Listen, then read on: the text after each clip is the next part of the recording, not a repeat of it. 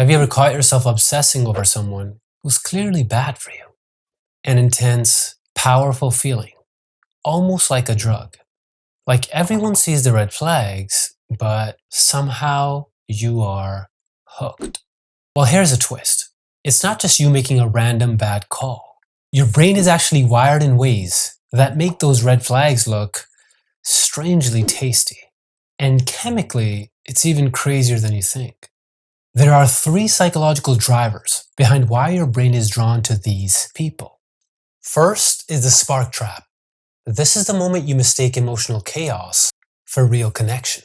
Basically, it's your nervous system whispering, "This must be love," when it's really just a chemical high. Then comes the echo effect, when red flags feel strangely familiar, even comforting. This is where your brain recognizes old emotional patterns, making past wounds feel familiar, confusing your brain to the feeling of coziness.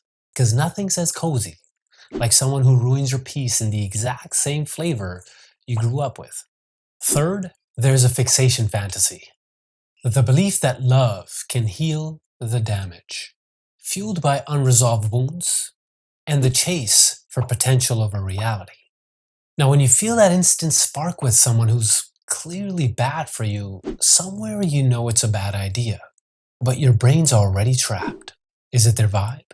Their voice? Their confidence? Well, yes and no. Believe it or not, science has a name for it. Limerence. That obsessive, euphoric rush that overrides logic, blinds you to red flags, and makes your brain say that's it, while your gut quietly screams, hell no. It's not love, it's a chemical cocktail, and your brain is drunk from it. You don't fall for red flags because you're foolish. The mood swings, the emotional whiplash, they light up your nervous system like fireworks. And here's the kicker. Studies show your brain can confuse stress for attraction. That racing heart, that flutter in your chest might not be love at all. It could just be anxiety, your flight or flight response. So what feels like passion might just be panic, a red flag disguised as a green light. Now let's talk more chemicals. When you're drawn to someone who feels familiar, your brain isn't just reacting to who they are. It starts running old emotional blueprints. And that right there is number 2, the echo effect. Those blueprints teach your nervous system to release brain chemicals in response to what you're experiencing. Like how your brain lights up with the first hormone, dopamine. Not because something is good for you, but because a red flag feels strangely familiar. Like an old wound wearing a new face. Your brain doesn't reward what's healthy. It rewards what it remembers, even if it hurts. Because sometimes pain that feels like home is more comforting than peace that feels like a stranger. And if you've ever been hooked on someone who's hot one day and cold the next, that's not romance.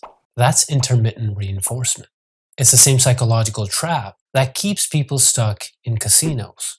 When love feels inconsistent, your brain also releases more dopamine, pulling you in even deeper. You're not falling for them, you're chasing the high and the chance at winning big. Then the second chemical is cortisol, the stress hormone. If you grew up in a chaotic or unpredictable environment, even on a subtle emotional level, your body learned to associate tension with connection. So now when a relationship feels unstable, your system misreads it as intensity, or worse, love. But in reality, it's cortisol in a cute outfit. Now third, on top of those two, oxytocin, the bonding hormone, doesn't just bind you to safe people, it binds you to familiar ones, even if that familiarity is rooted in pain. It's not love, babe. It's a remake of your childhood drama, and your brain is directing the sequel. That's why you're not just chasing a person, you're chasing closure your nervous system never got. That shouldn't be oxytocin, like who named that? That's oxytoxic. We fall for the narrative they come wrapped in, the drama that we got when we were younger. When you meet someone broken, mysterious, or emotionally unavailable, it activates something deep in your psyche.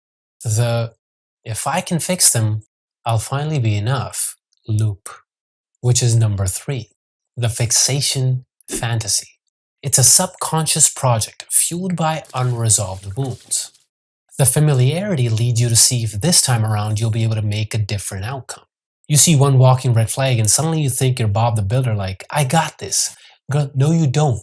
That man needs Jesus, not a toolbox. See, even the tiniest crumb of connection, a smile, a soft moment, a rare compliment, can feel euphoric when every day feels like a storm. In the chaos of losing yourself, those flickers of intimacy, those brief moments of light and hope, start to feel addictive. The relationship becomes a loop of a little hope, followed by disappointment, then maybe a glimpse of change, only to fall right back into the letdown. At this point, healing them becomes a grinding performance, all just so you can be loved. A full-time emotional draining job. And suddenly, you realize your own needs have been forgotten, buried, and silenced. Was it a partnership or a caretaking contract? The difference becomes blurry or starts mattering less, in hopes that for all the effort and enduring, you will one day be rewarded with love. But you're not getting love. You're just losing yourself, bit by bit. You can chase people who aren't right for you because deep down somewhere, you might believe that's what you deserve. It's not you. It's the unresolved wounds doing the choosing. But once you recognize it and resolve that issue, you break the pattern. And suddenly what you were attracted to also starts to change. So comment to let me know if you want me to make a video on how to break that cycle. Also, I'm currently accepting donations in the form of subscribes.